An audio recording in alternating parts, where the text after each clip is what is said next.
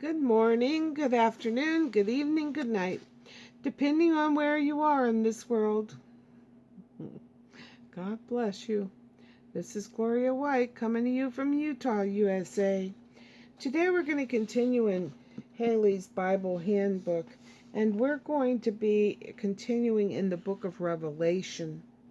And I'm pretty sure we did chapter 13, 11 through 18, the Lamb Beast, where he comes like a lamb, but he speaks as a dragon. And then the coalition of the leopard beast and the lamb beast. And this is where the New World Order starts.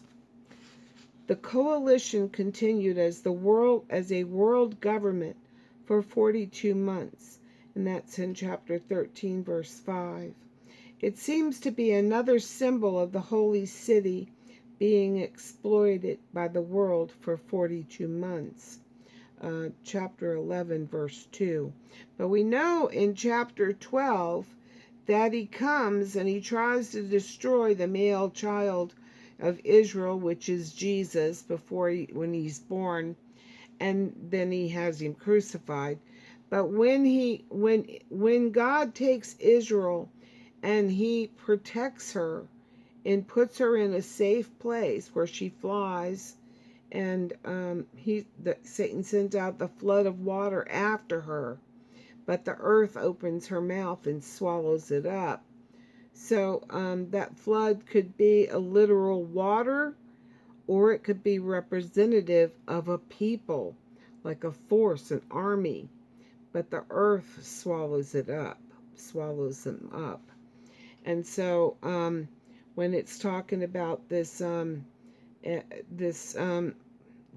and this beast, remember that God is going to be protecting Israel for the 42 months, while the abomination of desolation spoken of by Daniel is in Jerusalem. Now, once the Israel is safely put away, Satan is going to turn his attention to the church. That would be us. So let's continue here. So a beast looking like a lamb and ruling in the name of the Lamb. He's coming as the Christ, but he is the Antichrist, meaning opposite, not of Christ, not Christ. And the holy city being trodden underfoot by the nations. These two symbols seem to mean a world government operating in the name and by the aid of an apostate church. What else can they mean? The leopard beast represents secular power. Lamb beast represents pretended Christian power, where he comes pretending to be Christ. The dragon uniting them into one world power. This coalition is later called Babylon and is more fully described in chapters 17 and 18, where the light will not shine in her and the voice of the bridegroom and the groom will not be heard anymore, because she deceived all the nations with her sorceries. While it was on the throne of world power, the two witnesses were prophesying in sackcloth, and that's in chapter 11, verse 3. And I think the two witnesses are Enoch and Elijah, because those are the only two humans that did not die in this earth, and they were taken to heaven, and they were not. As it said about Enoch, and he was not, and the other was translated. So let's see, Enoch was translated and Elijah was not. So while it was on the throne of world power, the two witnesses were prophesying in sackcloth. The leopard, lamb, beast, the three of them, remember, is thought by some to be the Antichrist, by others to symbolize certain features of world history. To say the least, its parallel with the course of the church through history to the present time is most amazing, as noted on the next page. I don't believe that it's symbolic of the church in the course of its history. I think there's going to be three entities: the false prophet, the image of the beast, and the beast, the Christ, Antichrist, excuse me, not Christ, the Antichrist.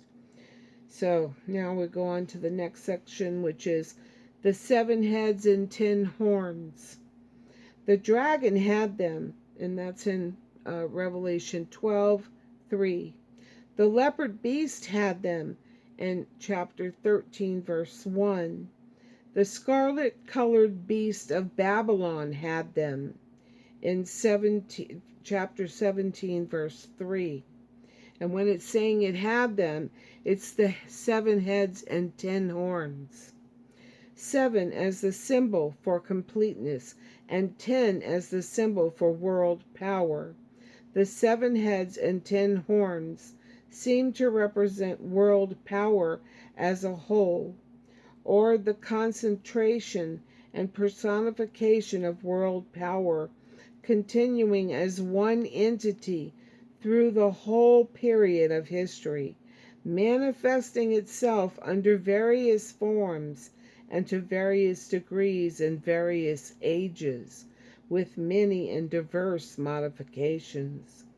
Previous to the rise of our modern era, 7 world powers have towered above and very largely dominated the course of history. Egypt was a world power about 400 years, from 1600 to 1200 BC. Then Assyria about 300 years, 900 to 600 BC. Then Babylon 70 years, from 606 to 536 BC. Persia 200 years, 536 to 330 BC. Greece about 200 years, 330 to 146 BC. Rome 600 years, 200 BC, AD 400. Papal Rome 1200 years, AD 600 to 1800.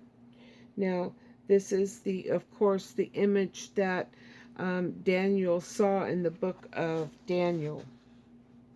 The head of gold, the shoulder and arms of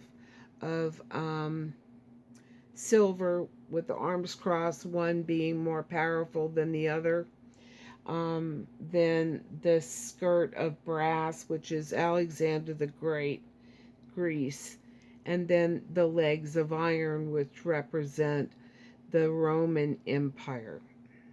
Now, the next section is the death wound of one of the 7 heads. And this is in chapter 13, verse 3. At the time the book was written, 5 of the world powers had fallen.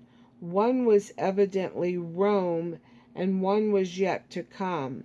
And that's in Revelation 17:10. Evidently, Rome wounded and brought to life again by the Lamb beast. And chapter 13, verse 3, and chapter 12.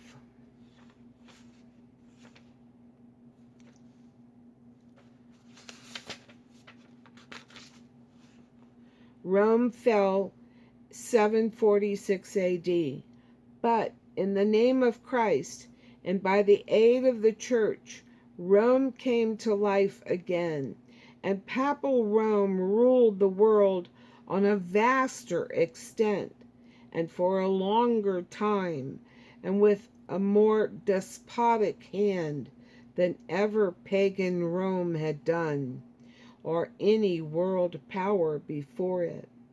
42 months, and that's in Revelation 13, verse 5. on year-day interpretation, 1,260 years, which is the 42 months, the 3.5 years, duration of papacy as a world power from the 6th to the 18th centuries. Speaking blasphemies, and that's found in chapter 13, verse 6, exactly fits claims of popes to infallibility, to forgive sins, to hold the place of God on earth.